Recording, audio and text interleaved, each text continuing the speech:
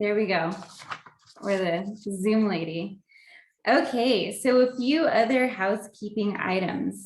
Tonight, we will be using the Q&A function of this webinar. So I will be taking your questions using the question and answer function. I think you should be able to see that down at the bottom of your Zoom toolbar there. Our panelists have agreed to ask questions during their presentation. So if you do have any thoughts while we're talking about things, feel free to just put them in the Q&A and I will get those questions answered for you. It's just going to be, I know that we're all pretty zoomed out and you've been through a lot of Zooms and you know how heavy those chats can be, especially during community meetings. So it'd really help us out to keep things organized if we could put those burning questions that we have in the question and answer. All right, so as a start, we are talking about housing. And I just like to get a feel for who's in the room, and I want to know who has, who showed up tonight. So we have a quick little poll for you. Molly's going to pull the poll up, and that'll just, I want to know, how much do you know about the housing issue right now in Taos? So I think I can be the one to launch it. All righty, you should see this question up on your screen. It says, how familiar would you say you are about the housing issue in Taos right now? Let me know if you can fit it on a Post-it note. Can you write what you know on an index card? Can you fill it on a single notebook page? Can you write a whole essay? Could you turn something in on this issue? Could you write a book on the housing issue? Or did you write the book? Not only did you write the book, could you also teach a course on housing in Taos? Where are we at? What's going on? Nice, we've got a nice normal distribution here. We've got some people who might know what's going on. We've got 5 people in the audience who say they can write a book about this. That's going to be really cool. That's helpful to know. All righty. We've just got a few more answers coming in. We've got an 80%, 87% participation rate right now.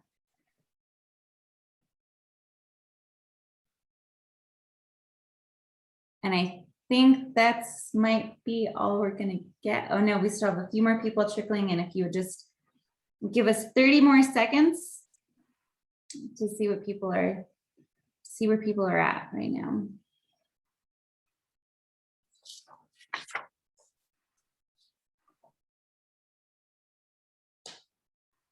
That might be all we're going to get. So it looks like most of the people here can fill about a single notebook page with what they know about the housing issue in Taos. It looks like we're really lucky to have a few people in our audience that can write a book about this issue. That's great. Wow. And then a few people who can write a couple pages of an essay on this issue. So that's really great. But most, and it looks like we've got some people who are very new to the issue. So you have come to the right place. We've got a great panel here for you. So I'm going to end this poll. We do have a wide range of experiences. So you can see the poll results there. Yep, we've got a normal distribution. Okay, so we have an awesome panel for you folks. We have 3 really phenomenal community members who are all working on this issue right now. So I wanted to get started with a really quick round of introductions. We have some pretty jam-packed presentations from each of them, and so they've got a lot of information. So I was hoping we could do some introductions first, and then we'll dive into each of their presentations. So panelists, thank you so much for being here. If you could please just let me know when I call on you. Give us your name, perhaps an organization that you work for, and if it's at all possible, please very quickly tell us why you are so passionate about this work. Kim, we'll start with you.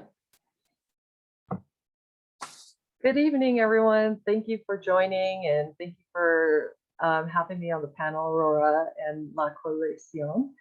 My name is Kimberly Park. I'm the Executive Director at HEART of Taos. And to quickly say why I'm so passionate, well, housing is really the root of and the foundation of a lot of the issues that we see our community members face. So if someone does not have stable, affordable housing and a safe environment, then that does trigger a lot of health, physical health and behavioral health and mental health issues. So the foundation of housing is super important. So that's why I am super passionate about it. Thank you. Thank you so much. Thank you. Herbert. Hi, thank you. Good evening, everyone. My name is Herbert Foster. I'm the Development Director at Rocky Mountain Youth Corp. I'm passionate about this issue because really I love Taos, and we are facing a crisis in affordable housing, and I'm hoping to offer some solutions. Thank you so much, Herbert. Carol. Good evening, everyone. It's really great to be here. I've spent most of my life, as it turns out, working on housing issues, starting in the 1960s, being a full-time organizer for the Berkeley, California Tenants Union, which is where communities just took control of the gentrification and the housing. I moved to New Mexico because of my public health work and my work with La Clínica del Pueblo in Tierra Maria, and also the Raza Unida Party and Native American solidarity work. And I was drawn to New Mexico because of activism. And I'm really happy to be here with all of you tonight. Thank you. We are so happy to have you. With that said, thank you so much. And we'll go ahead and get right in with the quick presentation from Kim. Kim has a PowerPoint that she'd like to share with us. So let us know when you're ready, Kim.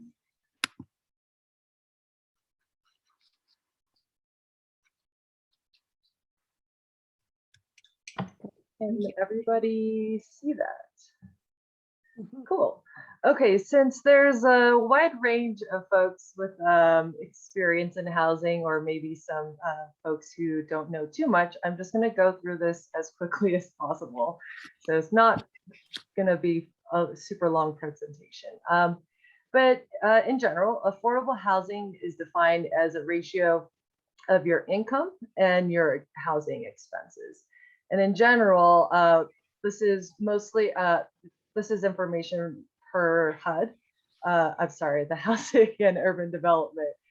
Spending 30% or less of your gross household income on housing expenses. That includes utilities and all of those costs. And this is all based on the area median income. And what is the, per the US Census Bureau, I believe the area median income in Taos is about $38,000 per year. So that is in general what it means to have affordable housing, where you are not spending more than 30% of your income on housing expenses.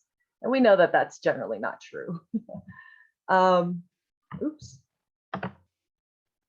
So adding in transportation, and some of you may have seen this because our development consultant has done many presentations on this, and I took some of her slides. But when you add in transportation, the affordability is really about spending less than 45% of your income on housing and transportation combined, especially in areas where you cannot afford to live in the city center. That really takes into account the affordability as well for people traveling into where they need to work versus where they live. So these are just some quick federal definitions of what 30% AMI, 60% AMI, what that means. So AMI is the area median income. So 30% of the area median income are folks who generally earn $0 to $14,999. So it goes from extremely low income to moderate income. So if you, when I mentioned the Taos's area median income is generally about 38,000. So that's the 80% AMI, which is still low income according to federal definitions. And so there was a recent needs assessment, or many actually, in Taos. And so many wonderful people have done the needs assessment for housing and other services in Taos. There was that 2020 housing plan. And from those plans, it shows that the need is greatest at 60% AMI and below. And just quickly to refresh your memory, 60% AMI is 29,999,000 and below. So that is our biggest need in Taos. So the Northern Regional is our housing authority, and they hold our vouchers, our housing vouchers. But right now it's been difficult to place folks into actual housing. So they may have a voucher, but nowhere to actually take that voucher.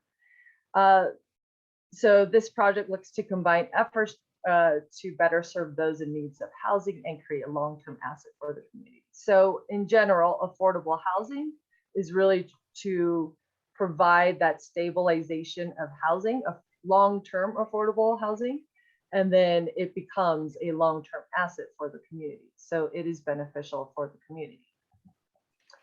This really just, I know this one's hard to see, but it'll, I have other slides that show it bigger. But this basically breaks down the need of the housing in Taos per the various income brackets. So you'll see in general that the total unmet need is about 2,000 units, and this ranges from home ownership to rentals and to emergency shelters. So this is everything. So what is causing the demand issues? So a lot of people are always asking, why is it so difficult to find affordable housing? So specifically in Taos, there was a 2018 study that found that tourism accounted for 40% of jobs whose average salary is less than $20,000 a year. And so we know in Taos that, yes, we do focus a lot on tourism. That's where a lot of our money comes from. And so that is not, it's usually sporadic throughout the year, and also for the actual annual income does not pay such a high wage. There are obviously owners and businesses who are trying to pay $15 or higher wages, but in general, you would see maybe $9, $10 as your average hourly wage. Second homes and vacation rentals and retirees. So this is another issue. Around 42% of all housing units in Taos County are vacant. So of that, only 13% are available to rent or buy. So that means that a lot of vacation homes or second homeowners that don't live here all year round, those houses take up a lot of the housing assets in the town and county. And unfortunately, a lot of them are vacant because it is not their resident, their primary residence. So the lack of supply, obviously, this is showing why and where most of the housing is going. Wow, Kim, that's quite remarkable. That's a crazy percentage. Could you please spell out what VRBO is? Oh, sorry. Yeah, that's the vacation rental, the acronym. So it's like that. VRBO is one of those vacation rental sites. So I was just talking about like Airbnb, vacation rentals, short-term rentals that are not generally accessible to folks to rent monthly or have an actual long-term lease. So that really takes away a lot of the long-term affordable rentals that could be available in Taos. Thank you. We do have one more question, and it is related to sort of a previous slide that you had. But Kyla Katz asked, how much assistance is provided from these vouchers? What rent could someone afford with a voucher? So that is also tricky because the voucher does not pay for a full-blown market rate rental, right? So if a rental is going for $1,200, let's say for a 1-bedroom, the voucher may be, and I don't know the exact amount, but I believe like about $800 or so, right? And so it's a little bit more, and then it goes up with 2 bedrooms and things like that for families. But the voucher generally cannot cover a full market rate rental. And so landlords are actually supposed to be accepting these vouchers, but again, right, if they can get a higher rate, then most people are going to do that, which is understandable. But we also need units or landlords that can accept these vouchers. And so so it does depend, it also depends on your income, but it's tricky because it doesn't cover your typical market rate rental amount. It does pay for most of it, and so generally we try to put folks that have vouchers into low-income housing, which I'll show you the list of those that are in Taos, but or find private landlords that will accept the actual vouchers. Should I keep going? Okay. So why the market doesn't build affordable? Well, a few reasons. The limited land with infrastructure, so expensive land costs, right? So if there's a vacant piece of land but no structure on it, then you have to build new. So it can get expensive. Construction costs, you can't build housing for what it can sell for at affordable prices. So unfortunately, in terms of capitalism, it's not your best return on investment in terms of a private owner who's like, let me just build for affordability in your general typical way of building or developing. 3, the market builds to the market. So if the demand is high for high-end homes, that's what you're going to get. So obviously in Taos, right, it's mostly vacation rentals, high-end homes, or second home owners. So the demand is high for those folks, but then the local folks are priced out, and that's the issue. Oops, sorry. Okay. So this is the current Taos affordable rentals that are that accept 30% AMI. So the lowest, one of the extreme low income brackets of folks. So as you see, there's a total of 146 units, and there's a wait list of about the same amount, 146. And you just see that the need is there, and not everyone can actually take folks who are extremely low income. So that's why the need for this type of housing is necessary. And then this is the affordable rentals at 60% AMI. So the low income housing projects that we currently have in Taos are low income, but you still need to income qualify. So you have to make income. So you need to, this is generally for the 60% AMI, which was the slightly higher bracket of folks. So about the 20,000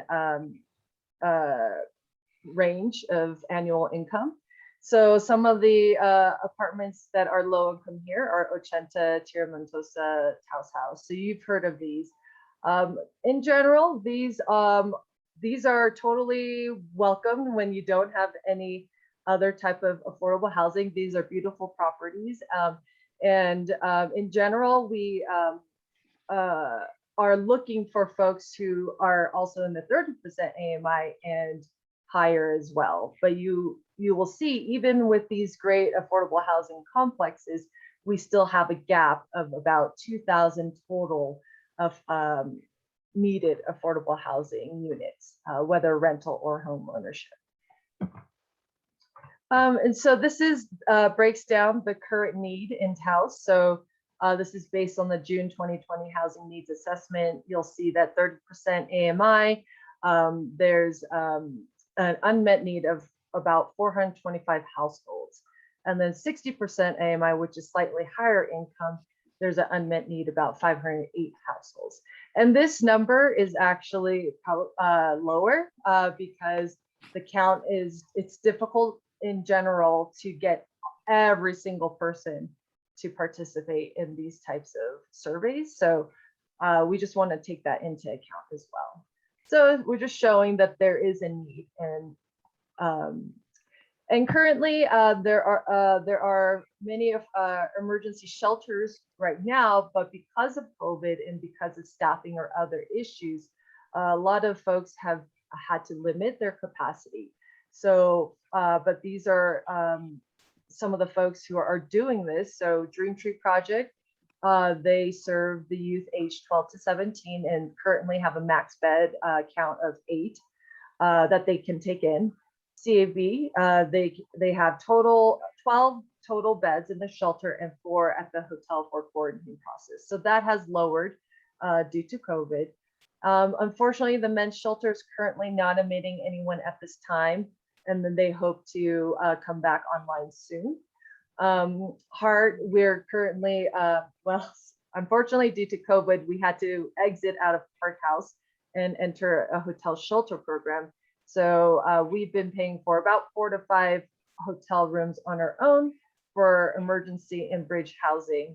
And then through a partnership with us and Dream Tree Project, we were able to access the CARES Act funding money and add an additional 12 hotel shelter program, or hotel shelter rooms to the program for total, I'm so sorry, to provide emergency and bridge housing to men, women, and families. So that is open to pretty much anyone 18 over.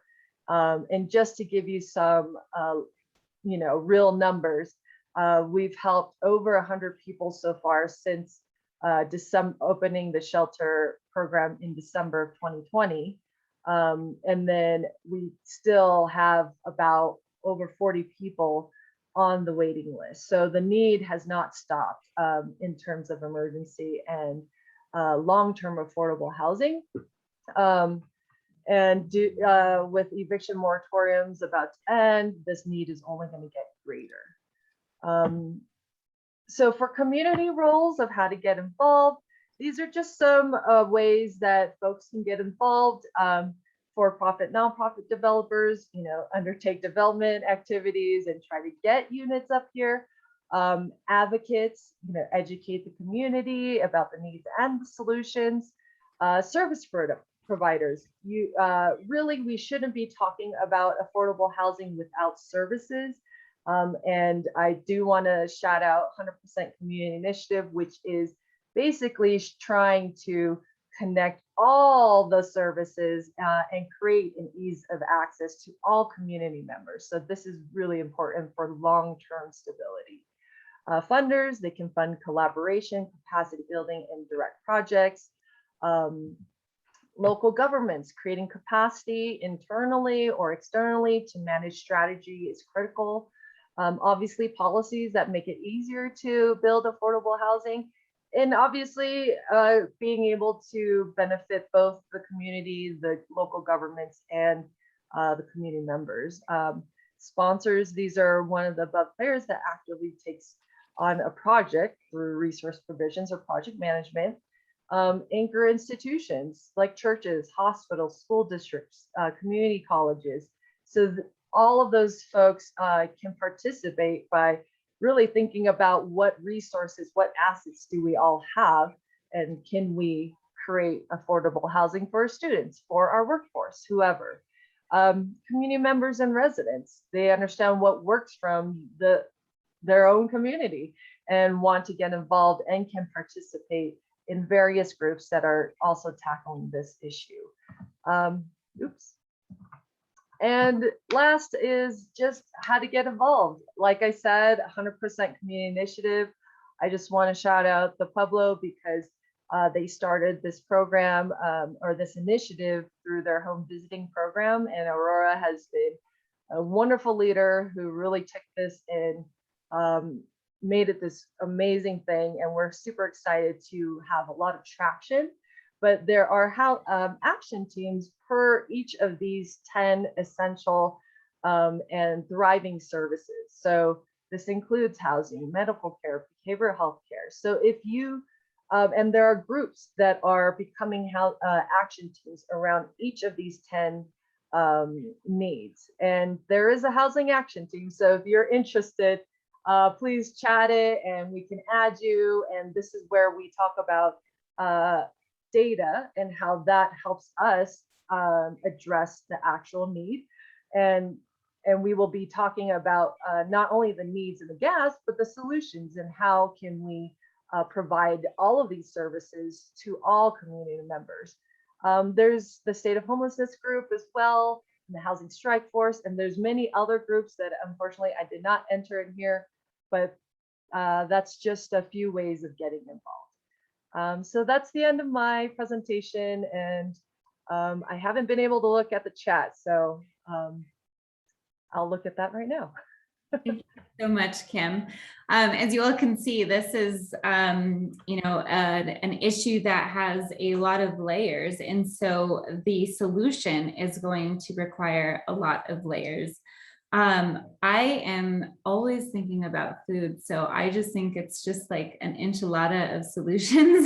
It's a 7-layer bean dip of things we need to do to address this issue in our community. If you are interested in the 100% community action, any of those action teams or any of the housing alliances, feel free to drop your email address in the chat and we'll have Molly pick it up. Kim, I have a few questions for you, and I don't know if it's okay to go back to your presentation. First of all, I was wondering if you can give us a little bit more of a background about how the presentation was originated. There's a little icon on the side that says Moxie. I don't know if you wanted to just very briefly speak quickly about this presentation and how it was developed. Yeah, well, so this is not the full presentation, but let me just go back up here. Whoops. I can go there since, you know, that kind of explains the income.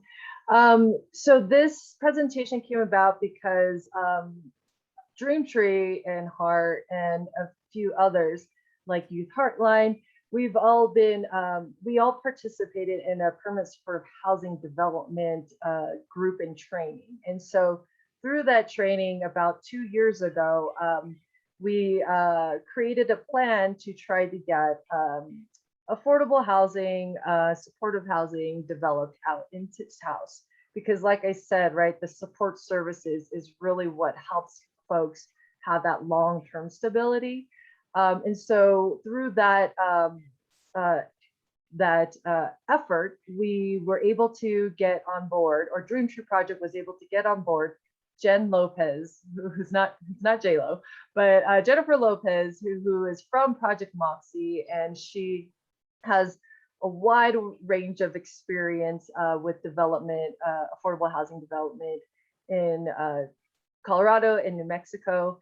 And so through our partnership with her, she's done many presentations like this. So I basically just shortened and took the, you know, more simplistic slides and from all of her presentations and put it in here.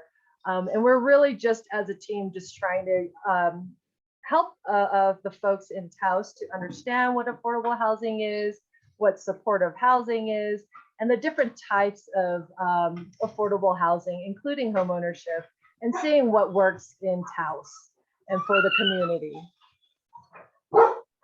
Sorry. Thank you so much. No, that's okay. And then one more question, and I think we will move on to the other panelists.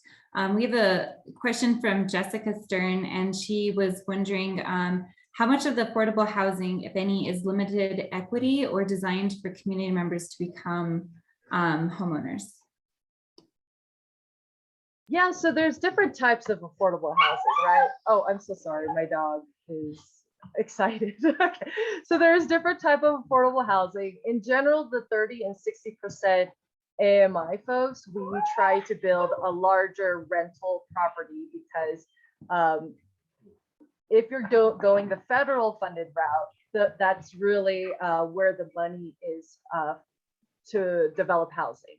So in the 30% and usually 30% is what's called supportive housing. So those are folks that are generally no income to very, very low income. And so that's why you would want to have support services on site with affordable housing. When you go into the 80 and 120% AMI, that's where we look at more home ownership, right, solutions. And so that's something like what Habitat for Humanity is doing. But hey, how can we maybe have another entity doing that as well, right? Or, you know, how does home ownership look like? Well, you may want to have a housing trust, housing land trust, where they are the ones purchasing the land, and then the families or households can purchase the actual or will own the actual home. So there's various ways that you can do this through community land trust that focuses on home ownership, or a housing trust that focuses, it really depends on what each trust wants to do, but in general, they focus on affordable housing. So, right, so there's different ways, and it wouldn't be your typical, you buy them a house and then they can just sell it later, right? They would be able to do that, but then they wouldn't be able to sell the land. So they would be able to sell the house for a small profit, but it's all supposed to be affordable. So so there's just different types, and I kind of didn't put that in here because I knew it'd be really, really long. So I figured in the next presentation we could talk about solutions and different types of development and stuff like that. Yeah. Thank you. Thank you so much, Kim. Maybe you can put your email address in the chat, which would be helpful.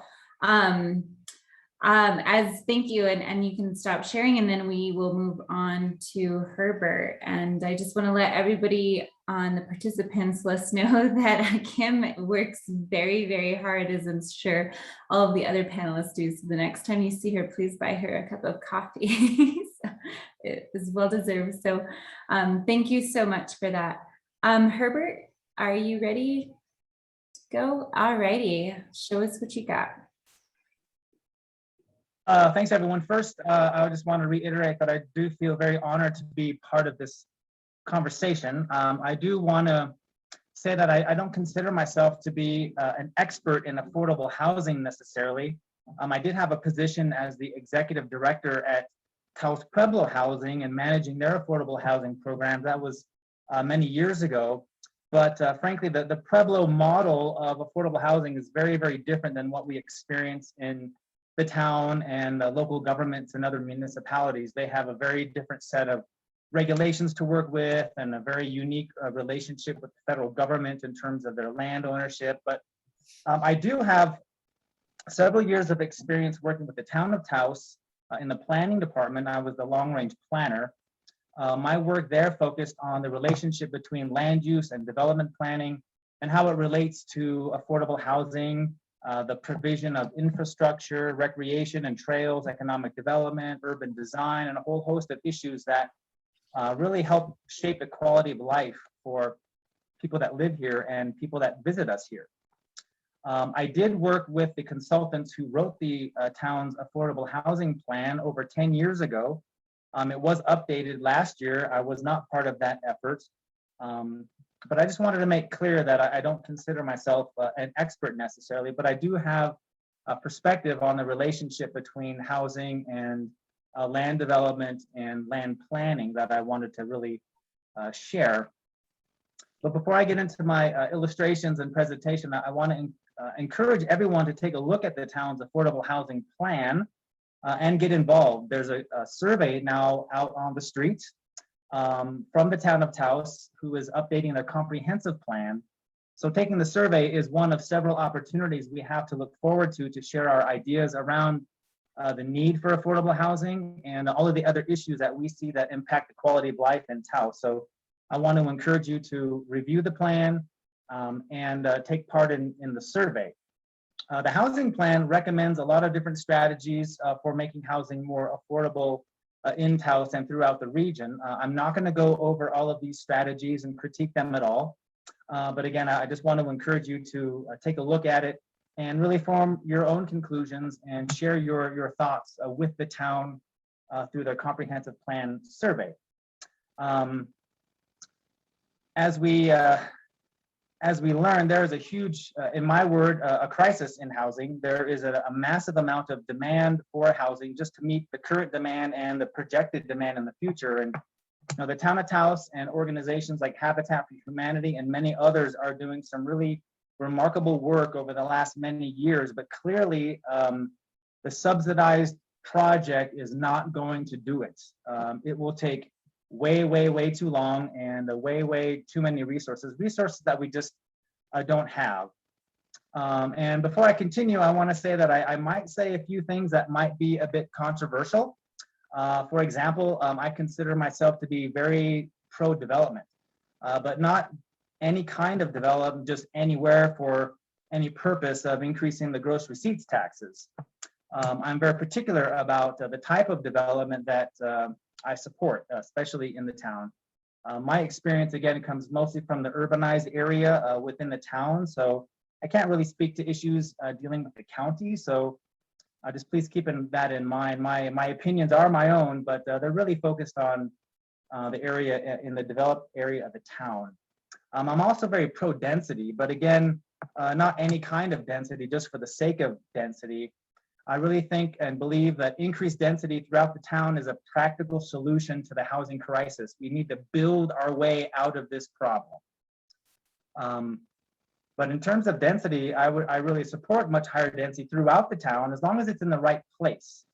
It has to be thoughtfully integrated into the existing fabric of the development pattern of the town and integrate into surrounding neighborhood. And I hope that any new development would really reflect the traditional development patterns and character of the town of Taos, unlike all the suburban sprawl that we see popping up all over the place. The main point of my presentation is to really focus on how I think we need some fundamental reform in our development codes and the regulations that produce the type of development that we see now in order to really facilitate affordable housing. So I am going to open my slides here real quick. Can you, hold on.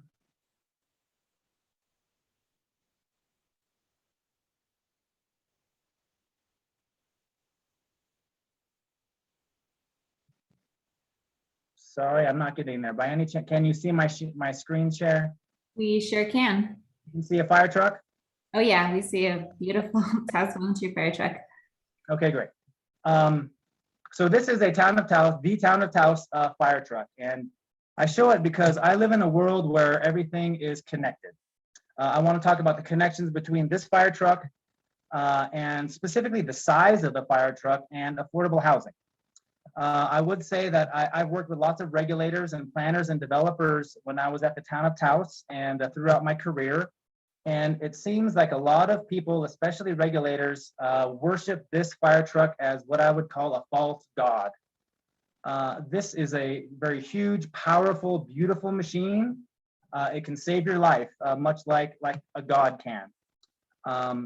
But it requires gigantic roads with a huge wide turning radius that ultimately, in my opinion, destroys the walkability and the livability of the road and the neighborhood.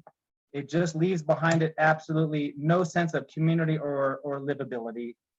And it is often worshiped as a false god that we have to do whatever this truck requires when it comes to development and planning and design of our neighborhoods. One example I'll give is the construction we see at Paseo del Pueblo Sur. You can land a plane on that road. I joke and I call it not Paseo del Pueblo Sur as in like S-O-U, but S-E-W-E-R. It is the sewer of development in the town of Taos because that's where we put all of our crap. That is where the crappy development goes, and it all worships the automobile and accessibility and parking lots. There's, in my opinion, no sense of community there at all. It only delivers parking lots and the ever-increasing chain stores that are completely dependent on the automobile. I want to switch gears a little bit and speak about workforce housing and affordability. A fire cadet at the town of Taos, for example, starts at less than $13 an hour. So we are not paying our fire department a livable wage. A police cadet, I believe, gets around $20 an hour. And if you look at those numbers, also not a living wage, really to be able to afford a house. I also want to say, even though I'm talking about the fire truck here, I have a tremendous amount of respect for firefighters. I'm not criticizing them individually at all. I am criticizing the regulations that they manage and that they apply to new development that makes affordability completely impossible and livability in a real neighborhood totally impossible. These folks, they run into a burning building to save people that they don't even know. And I have tremendous amount of respect for that. And so many hundreds of them prove that just a few on September 11th, over 20 years ago. So I want to put that out there. So firefighters, they work in a world of tremendous regulations that are made for the construction industry as we know it today, not really places like the historic district of the town of Taos. It makes it very difficult to renovate older buildings for occupancy. We have a lot of older, dilapidated, vacant buildings in the town of Taos, specifically in the historic district. There's two of them that I can think of by the post office that are just sitting there decrepit, and that could be and should be renovated, but they're so expensive to do that. And in large part, it's because of the new building codes require extensive renovations that nobody can afford, so it sits empty, doing nothing for the community except contributing to blight. Doesn't do any good for certainly in a community like the town of Taos, where we have what I call like the original green style of building and development. I'm talking, of course, about adobe structures. You know, the building codes were meant for the climax condition, the maximum amount of development that could possibly happen at any given time. It's as if these fire codes and other building codes are made to anticipate a fire, a flood, a terrorist attack, and a gigantic traffic accident all at once on that piece of property. It makes it extremely expensive and therefore totally inaccessible to local landowners, local builders, and developers who want to provide housing to a local working families, but they just can't do it. They get out-competed by larger developers from out of town who can afford and amortize their investment over time and throughout other projects. It's just inherently not fair of what we're doing to ourselves with these regulations. This illustration here shows a plan view of the town of Taos, and you can see the contrast between, on the left of the historic district, that development pattern, to what we see on the right of a very conventional suburban development sprawl type of pattern. Again, no offense to the people that live in either of these neighborhoods, but there is just a huge stark contrast. On the left in the historic district, what I would consider to be a very traditional, beautiful, mixed, diverse neighborhood. If you live there, you can walk to the post office. You can walk to one of the schools that's there. You can walk to one of the many churches. You can walk to the grocery store. You can take a class at UNM if you want. You can go to the library. You cannot do that on the development pattern on the right. You have to have a car. If you walk along the streets, along Paseo del Pueblo Sur, along one of these streets you probably think that something is wrong with you. Like, what happened to this person? Like, did their car break down, or are they having mental issues, or what? Why is this person walking down the street? Something must be wrong. That doesn't happen in a more traditional part of town, like in the historic district. We want to walk, we want to be there, and want to be outside. We got to stop building these monocultural subdivisions of what we see all over the place. It does nothing for affordability or the livability of the town of Taos. And furthermore, the fire truck lives in the historic district. It's a huge truck, and it can navigate and does navigate these roads. It is not impossible to do that. So we have a living, breathing example of a traditional community on the ground that can accommodate big fire trucks. So I think that's really important. It does exist. We've proven that we can do this. The irony, I think, in so much of this is that the price of land and the cost of construction force working families to live farther and farther away from the community where they have access to these kinds of services, the schools, the library, the post office, police, and fire services. Many of these homes that are brought in off a truck, yes, they are permitted and regulated in the factory, but I don't think anyone can argue the quality and the real texture of a traditional site-built home built out of adobe with traditional architectural practices compared to a trailer that's rolled off of a truck. I would guess that that building is far more likely to catch on fire, be 8 miles out of town, and be of service to no one, and in fact, a huge hazard. So yeah, we build in a way that forces people to own a car. I think it's a human right to not have to have a car. And I would just love to see the regulatory environment shift towards allowing and requiring and facilitating more local development, Taos people living here, building homes for themselves and for their families with the resources that we have here.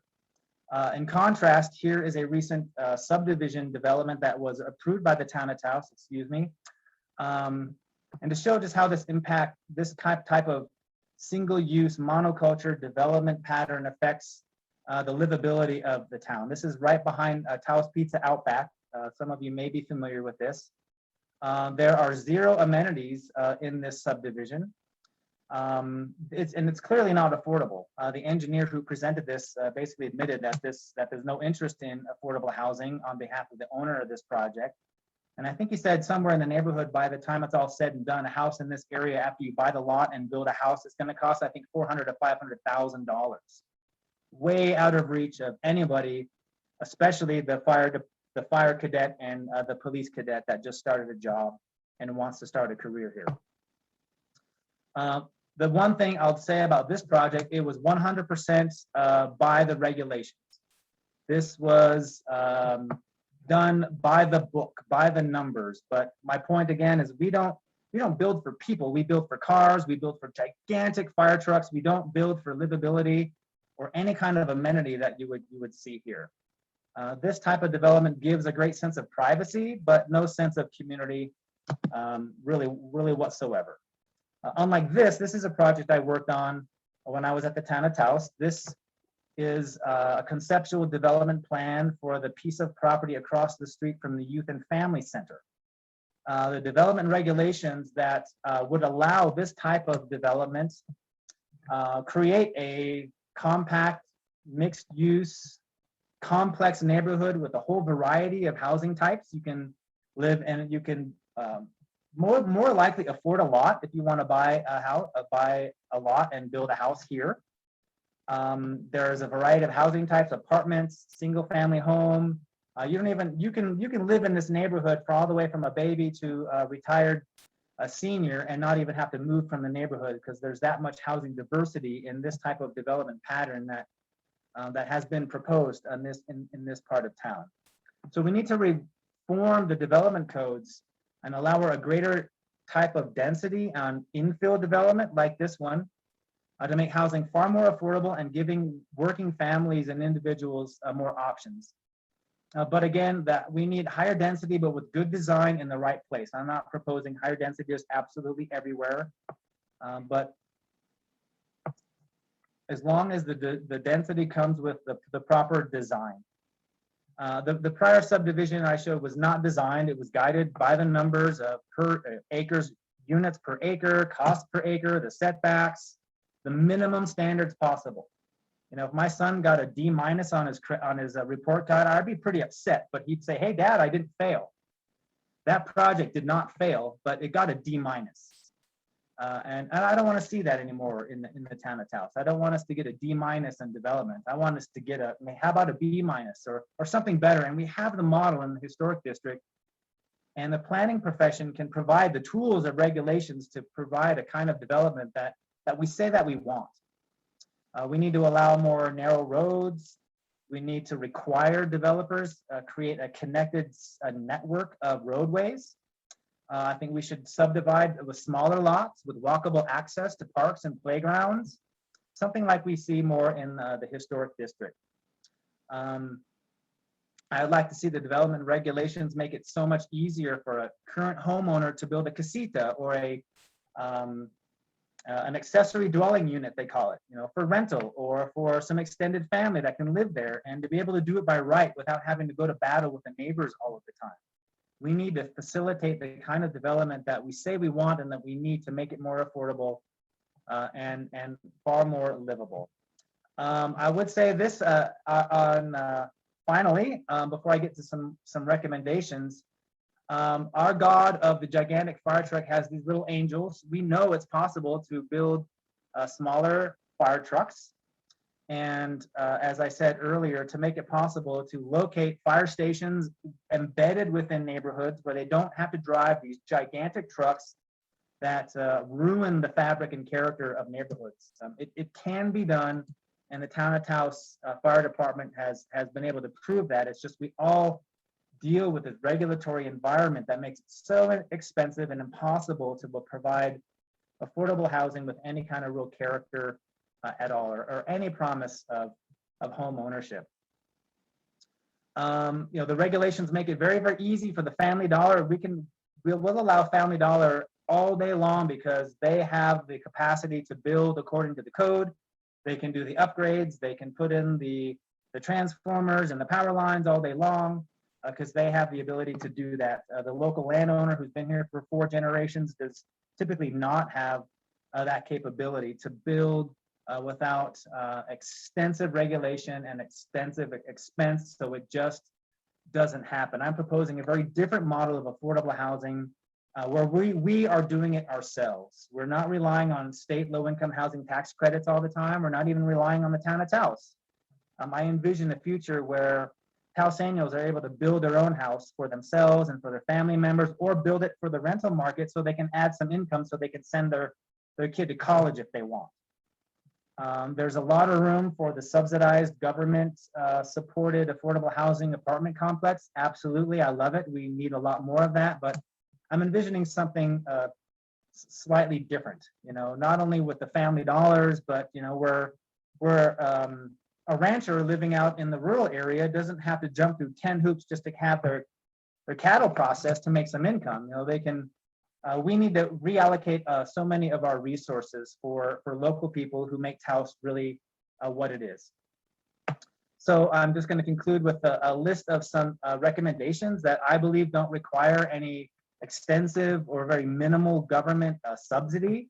I would consider them far more grassroots oriented, coming from the people. It will require a lot of cooperation from local government because for the most part, they are the regulators. I suggest, as I said earlier, a very easy permitting process for casitas and outbuildings and rental units on the same property. The infrastructure is already there.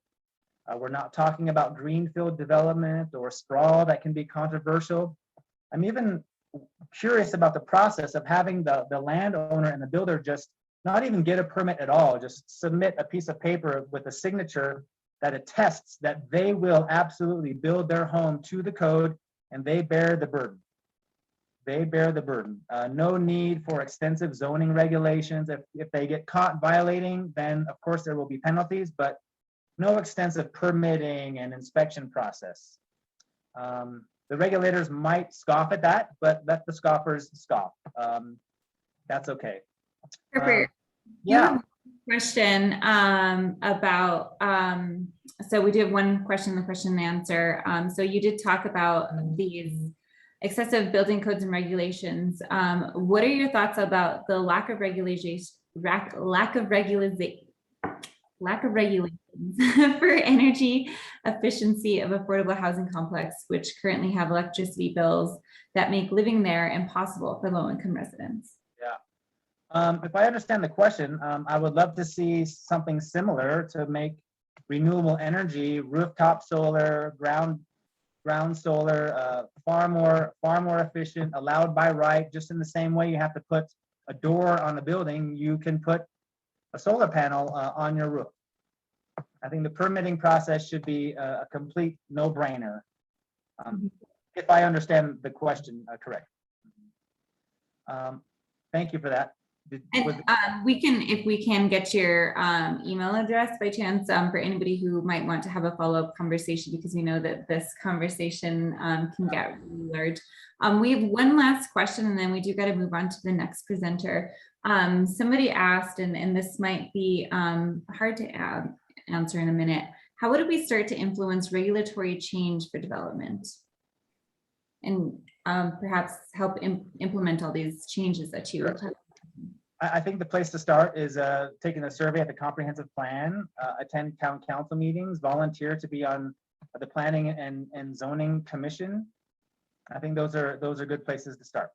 And read the Town of Taos comprehensive plan for affordable housing and join one of the groups that was mentioned earlier.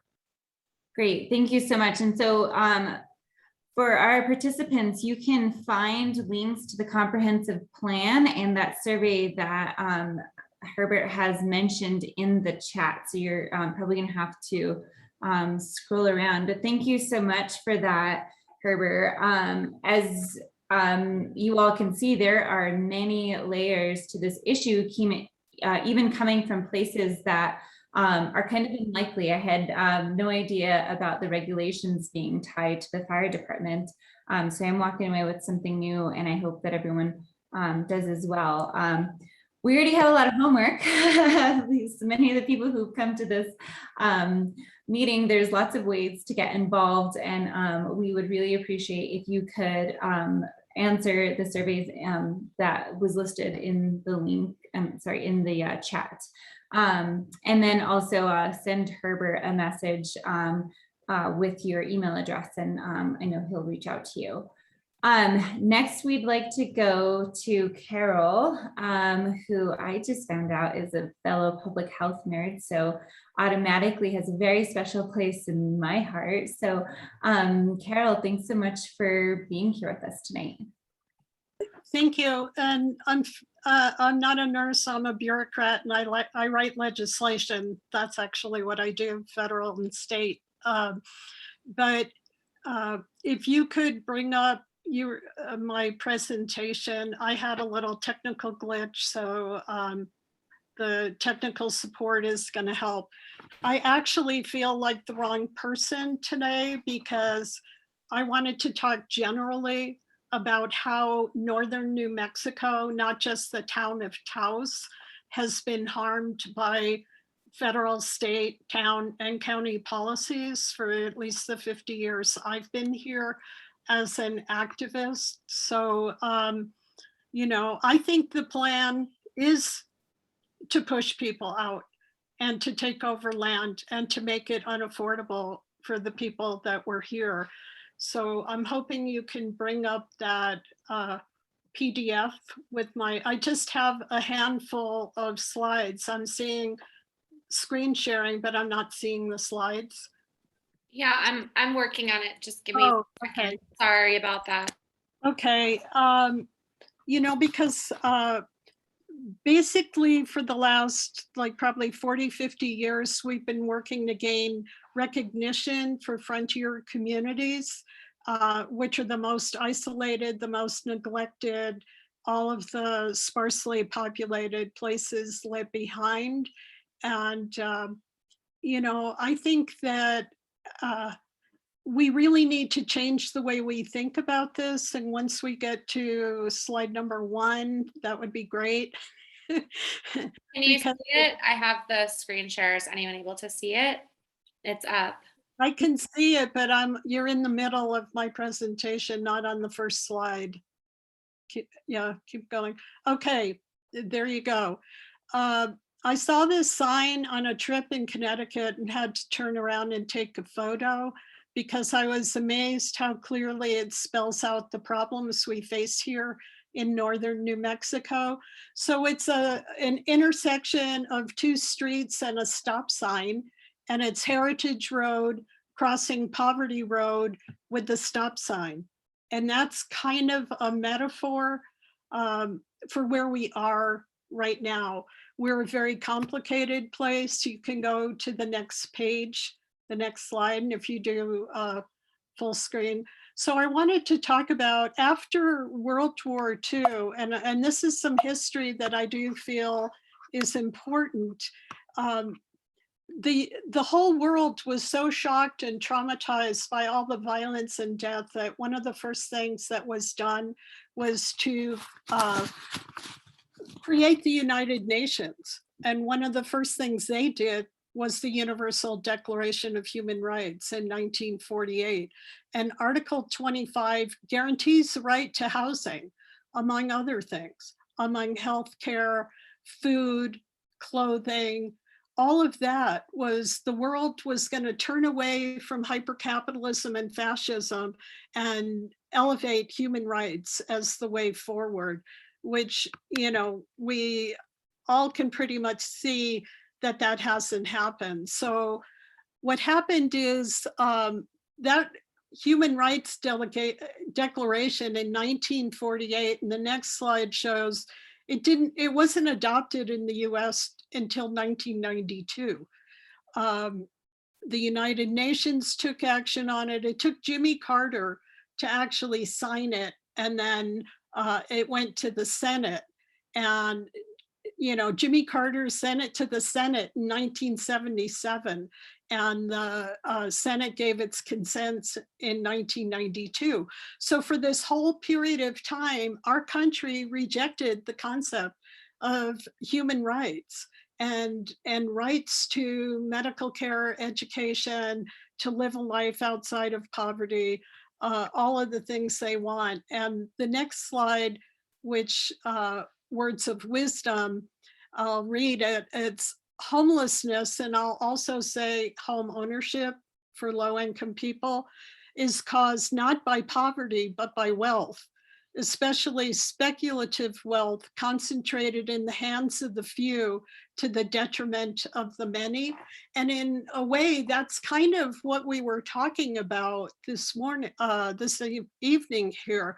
And you know, we have, I've been a community rep at the legislature for many years, and I used to always support Malcolm Brown, who was the Taos architect, who used to lobby the legislature every year to lighten up, or as Herbert said, to make ways for people to construct their own homes, to not have a combination of bank financing and the Uniform Building Code hung over people's heads where they couldn't build traditionally as they had for generations. The way in my community and throughout actually the town of Taos and all, people would build a one room when they got married, and as their family grew, they would add on to their home. And that was the way, and it's quite tragic right now because many of those are the highest value homes in the community. But because of changes in bank financing, access to credit, the Uniform Building Code, so many people can't build that way and they buy manufactured homes. But they are not building any equity or generational equity at all. And the homes that were built in the traditional style are some of the highest value homes that we have here. So we've really have a community of talented, creative, agricultural and town architects, family architects. Oh, well, let's put the window over there as they're starting the adobe wall. That equity to me that has been lost by generations here is kind of money that's been sucked out of this community, disinvestment by USDA rules, HUD rules, the banks, the financing. And we've really kept a lot of the people who've been here for generations and centuries from building equity in their land and home. So our communities are, next one, it's planned disinvestment. When you've been here working, I've been the Taos County Health Planner, did a plan in the 80s, did another one in the 90s. I've done a lot of planning. I've realized that the plan has been a wealth transfer from the people who were here. Certainly we know that for the Pueblos. I've been Picary's Pueblo's health planner and worked with Taos Pueblo also, because policies like this are just, they didn't just happen by accident. There was actually one step in front of the other. One plan didn't sound too bad. You know, our legislature in 1993 did a tax cut to higher income New Mexico's, where for the first time in all of my years working at the legislature, 2 legislators cried to me about that tax cut. J. Paul Taylor from Mesilla, New Mexico told me, Carol, everything we've worked for the last 20 years is gone. We sucked $350 million out of the state budget and gave all that money back to the highest income earners in the state. So we're at a moment of opportunity right now. And I'm not going to just be all about the bad news and how we got here, because the pandemic really showed us. And we, the isolated frontier and rural communities and tribes across the country, are saying the last mile, which is how we used to plan resources, that's not good enough anymore. The kitchen table has to be the new measure. Is there people's housing safe, available, affordable? Do they have water? Is the water safe to drink? I mean, the fact that in the United States and even here in New Mexico, nobody knew that so many Navajo homes were not connected to safe drinking water. I mean, were they just all asleep for all of these years, or did they think somehow it was rustic? It violates the Human Rights Declaration that the United States has been signed onto. So for some good news, despite the difficulty of the virtual legislature in January to March, we were able to pass a new law in the state of New Mexico. It was Senate Bill 193, the Rural Equity Ombud. A nickname that's easy to remember is the Oreo, the Office of the Rural Equity Ombud. And for the first time ever, we now have a place in state government for communities to share the problems they have accessing funding and resources. And it came out of a lot of initiatives that we were working on with our late Senator Carlos Cisneros to create something that we called the VIDA, to keep our communities alive, a Village Investment and Development Act. And we've had memorials passed and funding passed. But what we realized is our state is diverse, not just in people and geography and ecology, but it has developed so differently that we couldn't really get our hands around how do you create a new major investment program without gathering the input and having some understandings about what's going on in all of the corners of the state. And that's where the idea of let's have an ombud an agent on behalf of us within state government that will be a single point of contact for the first time, collecting information from all over the state on what the problems are, because our legislature, as is Congress, works very siloed. Someone might know about broadband on one committee, and that might be a problem in, say, like 60% of the communities in New Mexico. But in the other, there are other communities that don't even have a public space where they can meet and even talk about their problems and what their concerns are. And to me, hearing about walkable communities, living in a frontier community where there's nothing here.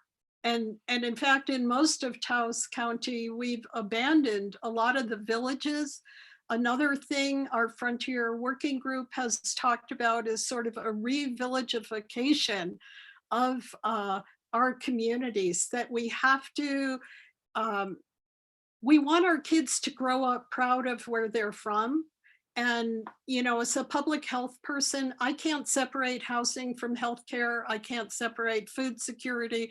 I've done a lot of research this year to share with the legislature on banking deserts and people who are unbanked and underbanked. It costs them about $46,000 over the course of their life in check cashing fees and bank fees and debit card fees. There are so many ways our people are being held down that we're trying to do a more holistic approach, which is where we get to that whole human rights avenue of moving forward.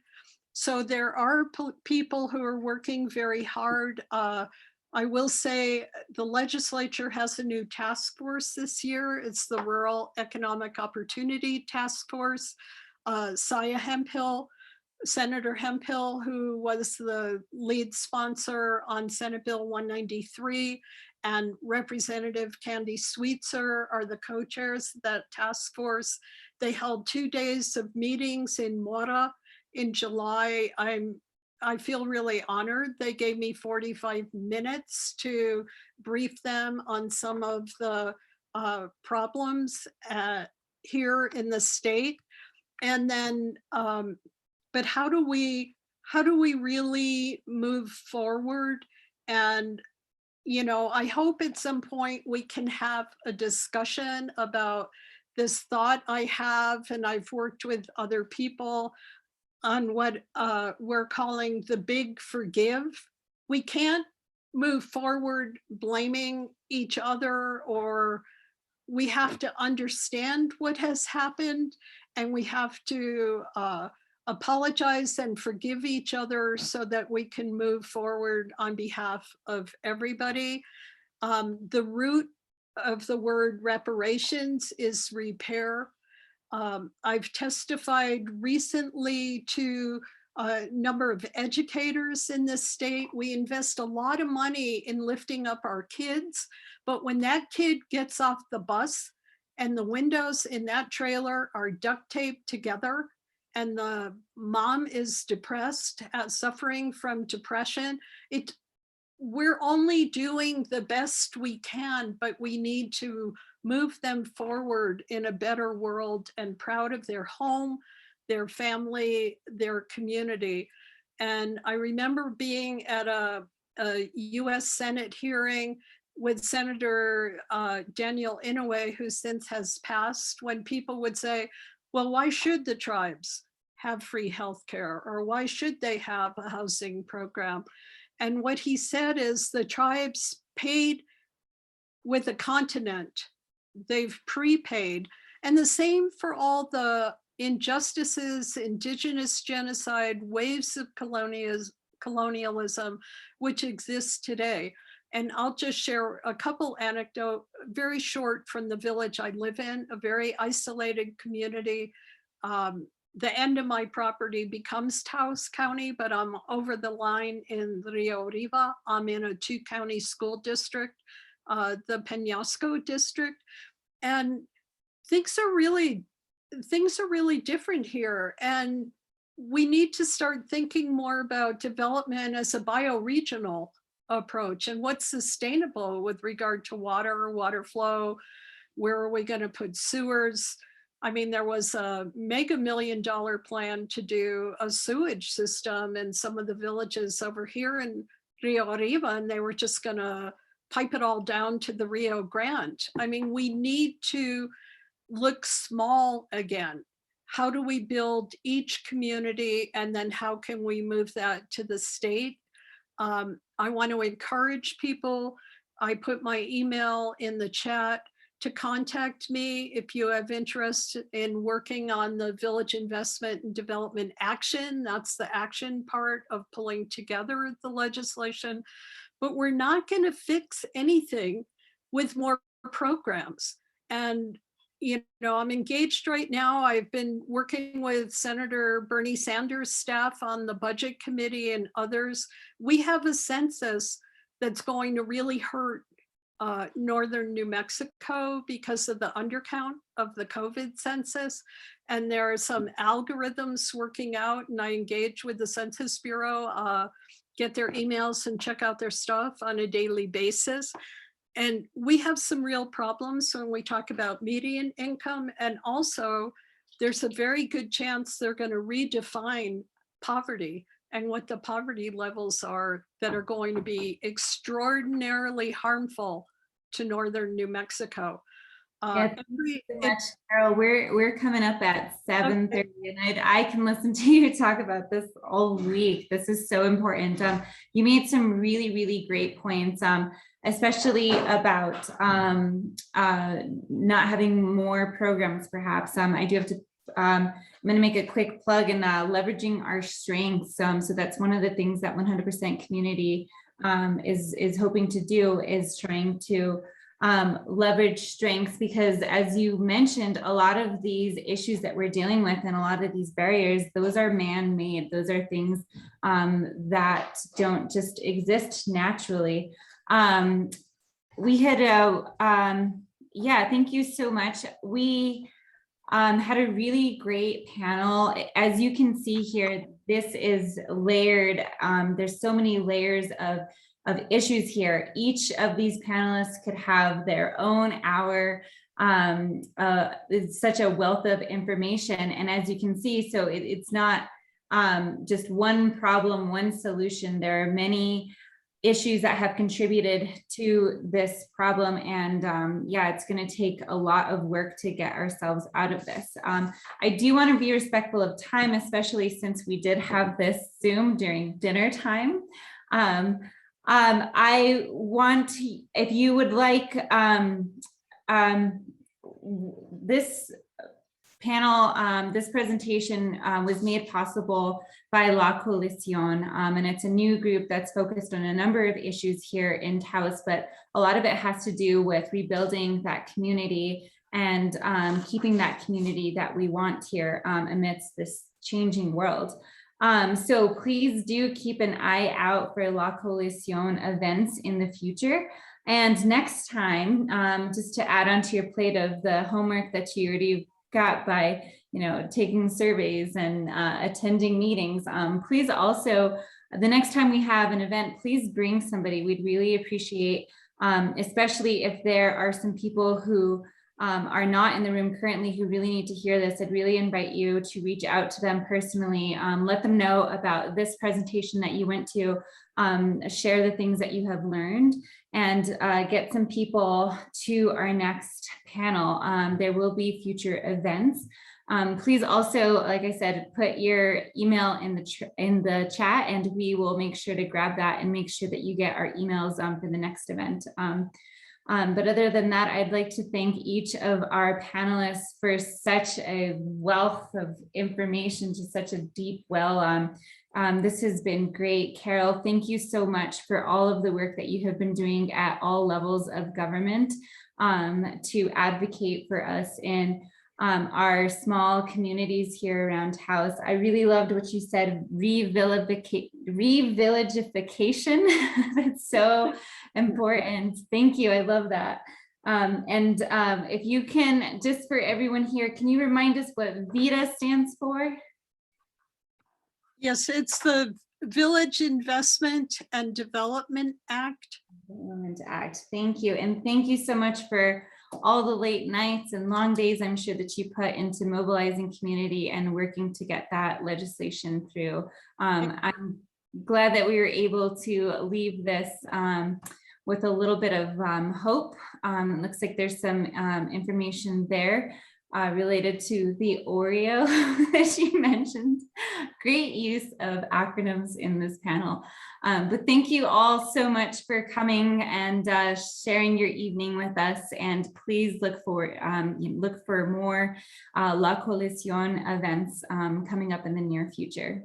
Thanks so much.